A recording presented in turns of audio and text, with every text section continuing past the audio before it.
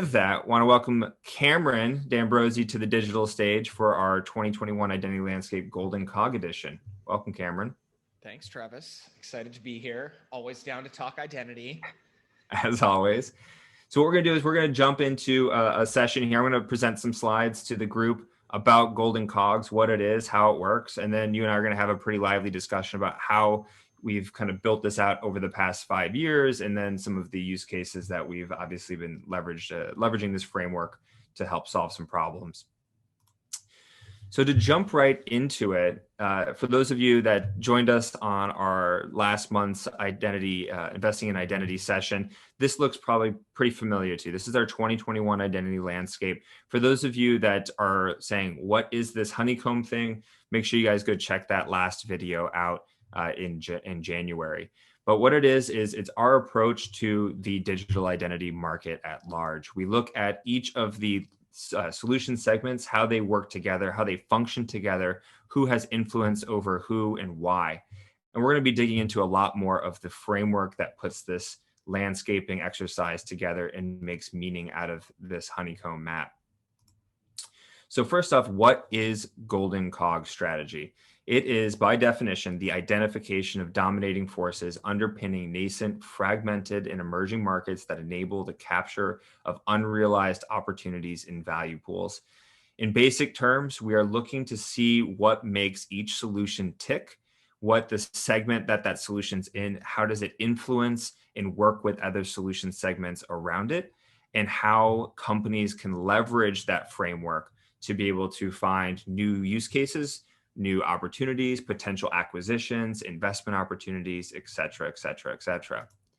But how does it actually work? We're going to be breaking this down over the next 10 minutes or so. But step one is really landscaping these solution segments that make up the market. The intention with Golden Cog strategy is to be able to use this outside of digital identity. We, of course, put this together for digital identity, and we're going to be digging through that. However, you can use this for any of the other types of, again, nascent, fragmented, and emerging markets. So the first step, landscape the solution segments that make up that market. Second step, discover the dominating market forces that underpin the market itself. In our case, that's going to be data type, and we're going to be digging into that here shortly. Step three is to measure relational value of each adjacent solution segment. So how does each solution segment work together? Is there one solution segment that has a dominant relation over the other solution segment next to it, and vice versa? Step four, identifying the platforms and enablers across the landscape. So who are the solution segments that are just component pieces or can be component pieces versus who are the platform solutions that are taking all those component pieces, packaging it up and selling it directly to customers. Step five is measuring the solution segment influence. So we're going to be looking at the adjacent relational value. And yes, we're going to be going through all of this. We're going to be measuring the adjacent relational value to understand which segment has the most influence over the adjacencies to itself. And then step six is identifying the Golden Cog solution segment. So kind of the output of this methodology. So step one is landscaping the solution segments that make up the market. So bringing back in our 2021 digital identity landscape, here you can see we have 33 market segments. And so how we actually went about doing this is Cameron and I spent weeks and weeks actually digging into all of the products, all of the solutions, all of the customers, all of the buyers out there, and trying to understand what are the different groupings of each of these products and how can we make a kind of a visual representation of each of the solution segments themselves. And some of you may be looking at this and saying, this is splitting hairs in some respects. And yes, it is splitting hairs. What you're trying to understand is if this were to be a product suite, where would we draw the distinction in our product marketing roadmap? Where would we actually call out, this is a different item than this? Or this actually needs to be purchased from this partner versus this is something that we are going to buy in-house. And of course, you can make this much more granular if you choose to. And I'm sure some of you may already do that. So for example, biometrics, you might split that out between voice, face, iris, etc., fingerprint, etc., etc., etc. However, for our case, when we're trying to measure markets, we're going to group all of those types of biometric modalities together. The second thing that you're going to do is discover the dominating market forces. And so in order to do this, you need to actually dig into each of the solution segment groupings that you've created and to be able to detail out who those main players are and what makes up that product solution set. So in our case, data ended up being the most dominating market force. So those who have access to data or access to specific data can actually perform the job role of that specific product the best. So in this case, if we look here, just picking one randomly, KYC and entity verification down at the bottom. If you have access to more unique data or more source data or data closest to the source, then you are actually going to be a better product. You're going to have a better product in the market. You're probably going to see more success in that regard because you can support more businesses. If you're on the probabilistic data side of things, maybe it is your identity graphing and resolution suite. You're ingesting more data nodes, and you're also be able to take that data and put it through a model to actually create that graph itself. So when we're talking about the different types of data, you can see how important it is for digital identity. Obviously, if we were to take Golden Cog strategy out of the digital identity realm and look at renewable energy, that might be a little bit different. Step 3 is about measuring the relational value of each adjacent solution segment.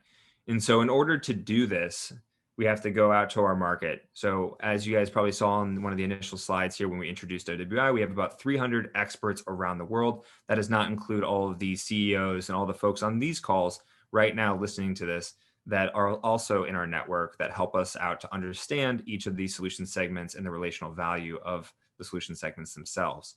So what we do is we actually take each of the solution segments and conduct a full VOC and survey on the relational value. So trying to understand the buying power between these two solution segments. So for example, mobile identity and fraud prevention and risk management.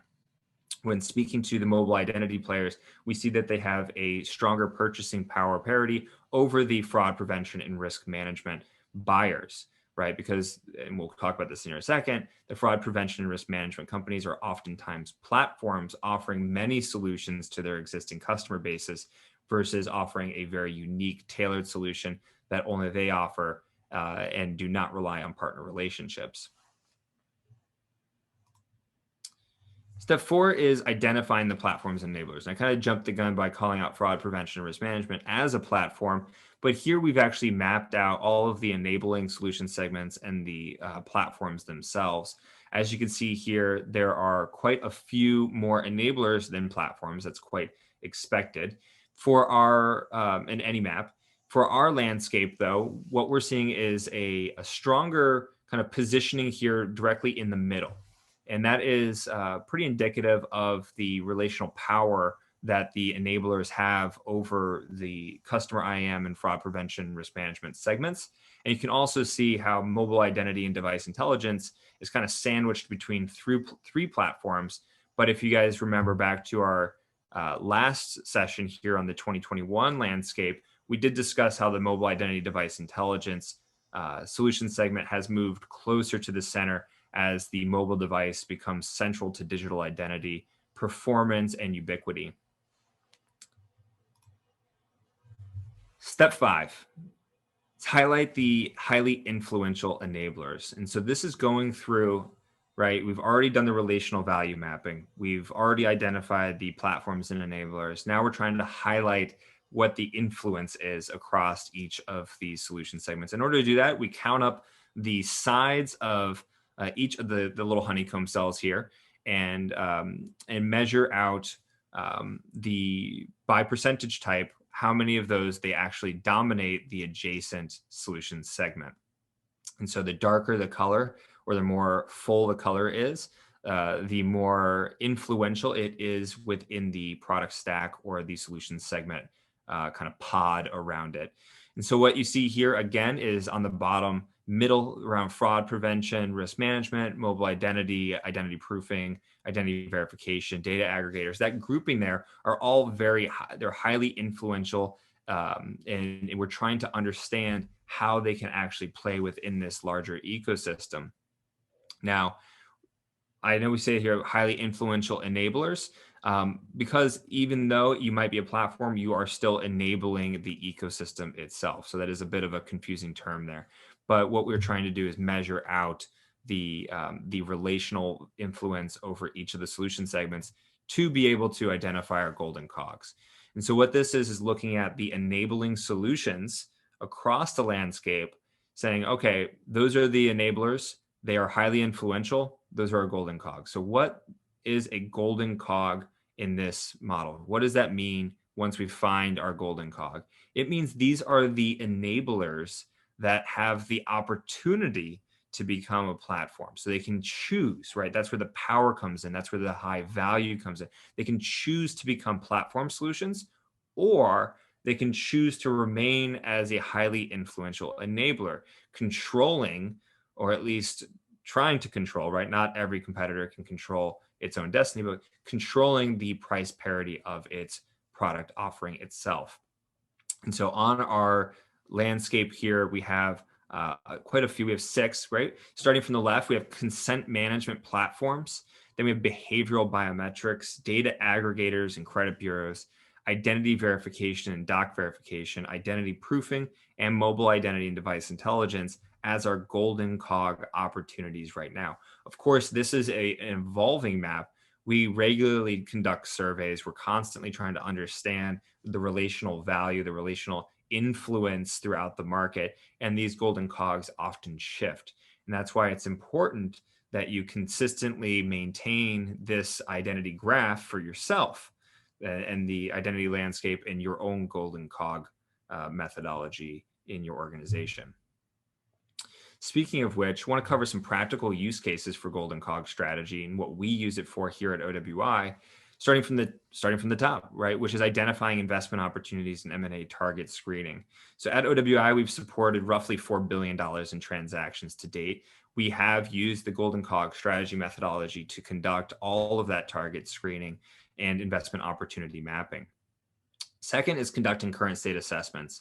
So looking at, in a very frankly quick manner, you can look at your current state, where you are in the map. We're going to actually call out a few examples here in a second. So I'm going to move on to the next one, which is landscaping the competition. Understanding your competition is extremely important right now in the digital identity ecosystem, and frankly, any nascent and fast evolving space. Your competition is making decisions that are quite lofty. They're big, just like you are, right? You're trying to understand, do I need to partner with this new solution segment? Do I need to add this to my stack? Does my customer want this in this new market? Should I enter this new market? Maybe I'm looking at adding 3 new verticals and 2 new geographies this year. Understanding where your competition already is really quite easy when you start looking at the golden cog strategy layered on top of a landscaping program. And lastly is identify new opportunities and new use cases for growth.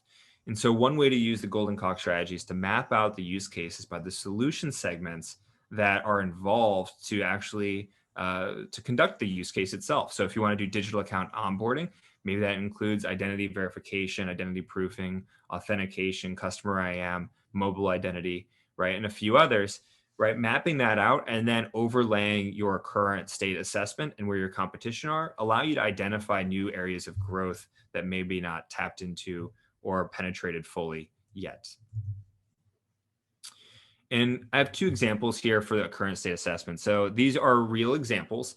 The first one here is a company that has a contiguous product suite with adjacent partnerships. This is what we want to see when we actually conduct this exercise during a current state assessment. We want to see that there is a clear connection between all of the solution segments in the product suite itself.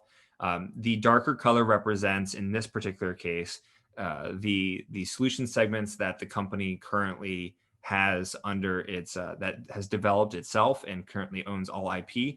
The lighter color is representative of the adjacent partnerships. And so what you see here is a strong grouping together within the more deterministic side of things. So this looks to me like a risk and compliance focused organization. and the story probably makes a lot of sense to their customers. The second example here is an example of an IDaaS company. And we see the term IDaaS used quite a lot. Identity as a service is something that could mean a slew of things. But most often we do see it kind of laid out on our map as non-contiguous product suites. So they'll typically include maybe a few deterministic data types of solution segments on the identity verification side. And then they'll add a bunch of cybersecurity products and solutions because maybe those are easy partnerships, or maybe that's where they started. And then they jumped down to the deterministic side of things when they saw the opportunity. This is a very common map that we see, and it's a big risk to businesses. If we were to look at this, we'd be looking at maybe trying to build a partnership bridge between the fraud prevention risk management side, mobile identity, or even developing our own UABA capabilities in-house. But we want to be able to connect the actual landscape itself and making sure that we don't have any gaps, because your customers will notice those gaps and you will lose business as a result. Lastly are just three benefits of the Golden Cog strategy that I want to call out. And these are the three benefits that we see most commonly referred when we go down this path with a client. The first is, for one, this is establishing a methodology to understand these niche, fragmented, emerging markets, right? It's very hard to kind of get our arms wrapped around a fast evolving market. And so having a methodology that isn't overly complex, that folks with a good understanding of the market can help put together is really important. The second is it enables rapid strategic wargaming and simulation planning. We can quickly get in a room, understand the current state of the business, and then map out all the competition, and then begin to look at different use case scenarios, vertical expansions, geographic expansions, and understanding what are some of those moves that we're going to have to make in order to defend or be aggressive and move into markets with existing competition already is. And lastly, and this shouldn't be a surprise to anybody, it unearths hidden opportunities in companies, right? So when you're going through this at OWI, we monitor about 3,000 different companies. And we, of course, do our best to lay them all out onto our landscape using the Golden Cog methodology, and to be able to understand what they are currently trying to do and what markets they're trying to engage with. But when you actually layer everybody out onto one map, you flatten the thing. Really, you find these really beautiful hidden gems of smaller companies for great acquisition targets, or medium-sized companies that don't have the valuation that they maybe could if they were to reposition their brand, right? So there's a lot of arbitrage, or a lot of great opportunities. I want to say arbitrage, a lot of great opportunities out there when you start to look at the Golden Cog strategy map. And with that, I'm going to invite Cameron to back to join us here again and talk maybe a little bit about some of the times that we've been using Golden Cog strategy, as well as any other Q&A. Awesome. Thanks, Travis. I think, look, this is just like anything else. It's a tool, and there's a bunch of different things we can do with it. And, I'm sure you're going to tease this later, but we're going to try and hit as many questions as we can here today. But if you have a question that you didn't get to ask, or that pops into your brain after we wrap, or we just didn't answer it, please don't hesitate to reach out. We love to talk about this kind of stuff all day. It's literally what we do for a living. So please don't hesitate to reach out via email to either myself or Travis. I won't put his email address on blast here. But you can reach us at info@oneworldidentity.com, or myself personally, Cameron at oneworldidentity.com. We would love to take a deep dive with you directly. So let's get into it. We have some great Q&A, and I figured we can hit some of these questions that are trickling in and use that to branch out into some larger discussion points as well. One of the questions that just came in, I think, is one we get all of the time, which is, is this map set in stone, so to speak? Like, how do segments become Golden Cog segments, and can they evolve into something else? Can segments become regular cogs after being Golden Cogs? Do they become platforms? Like, how have we seen the landscape evolve over time? Yeah, that is the probably the number one question that we get, right? And we do see this quite a bit. It evolves regularly. We not only do we do the landscape every year, but we're regularly doing the Golden Cog exercise every day here at OWI. And that includes conducting VOCs, hosting surveys, taking, the folks on this call's feedback, product managers, what they're building, et cetera. So yes, these are regularly changing. The influence is across each adjacency is regularly changing. And we do see solution segments move from Golden Cog opportunity to platform, right? So we do see that often happen. I think we're seeing that with mobile identity as a lot of those solutions become more platform based. I think we're also seeing that with identity verification, with the IDV players being disrupted due to some margin compression with their core base product. They're now moving to either upstream or downstream on lower assurance and higher assurance use cases, which naturally are forcing them to become platform solutions themselves. So we are already seeing some of these jumps from Golden Cog to platform. And we've also seen some Golden Cogs move from Golden Cogs to regular Cogs. Identity graphing and resolution is one of those that we had as one of our 3 Golden Cog opportunities last year. But those companies have started to lose their influence over the market as privacy regulations and data protection have really forced them to think more about fraud prevention and risk management than keeping their core technology set. And so, yes, 100%, these are regularly shifting sands that we are maintaining watchful eyes on. And that's, again, that's kind of why, not to plug ourselves here, but if, folks want to dig into this, it does change quite often and would love to definitely have those conversations. Yeah, I just to piggyback on that a little bit, I think what is so interesting about the landscape and the structure we put together is the tremendous influence that each of these segments kind of have over one another. And, our perspective, I know we say this a lot, but I think it bears repeating, is that digital identity is not a what, it is a how.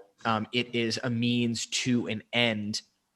And as we, have seen when we explore all these different market segments, there's more than one way to skin a cat, so to speak. And, which market segments end up taking dominance is something that is going to continually be shifting as new entrants emerge and as new approaches to these digital identity challenges kind of come to the fore. So I don't think you can ever really say that this is a static landscape. If anything, it's constantly evolving, and we're just trying to kind of capture snapshots in time, if you will. Yeah, well said. So next question.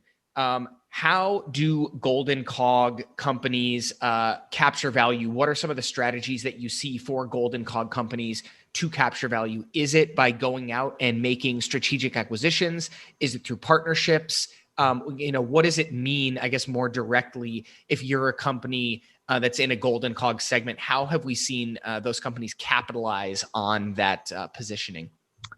Yeah, again, a good question.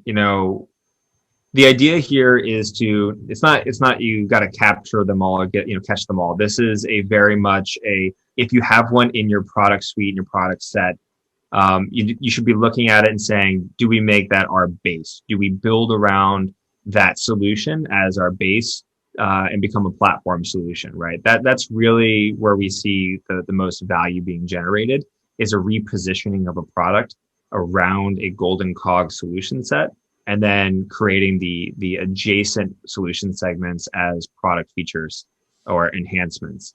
And so that's the number one way.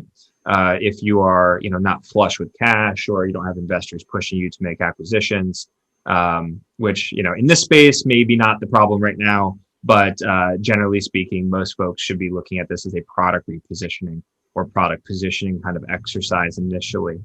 And that's pretty low cost in terms of an effort. The second way is, of course, identifying the investment opportunities. So, using the example company 2, which again, I'll call the IDaaS example. That is an example whereby you're going to look at that and say, hey, we are in a Golden Cog market. How do we now make sure that we have a contiguous, product suite. That's where you want to do actually kind of branch out and say, let's power up our thesis and make sure that we can go out and raise capital to conduct an acquisition to kind of close that gap that we have in our product. And so this would be, again, semi repositioning, but really leaning into the valuations and the multiples that come with being a platform player, which of course the Golden Cog opportunities, we believe that is something that is definitely a rightful choice, right? You can definitely make a pretty good case for a higher valuation than just being an enabler. Going out, raising the due capital, and then making a strategic acquisition to either fill a gap or strengthen one of your sides that maybe would put you in competition, better competition with one of your peers, or break you away from one of your competitors, right? So if you are head to head with a competitor and there's really no differentiation except for your logo, and maybe like, one of your sales guys has a better reputation than their sales guy, whatever it is, you're not, that's a game that you don't want to always play. And so leveraging Golden Cogs here to make an investment choice to break away from your competitors and create some differentiation is also a pretty important path forward as well. I think that's a great point.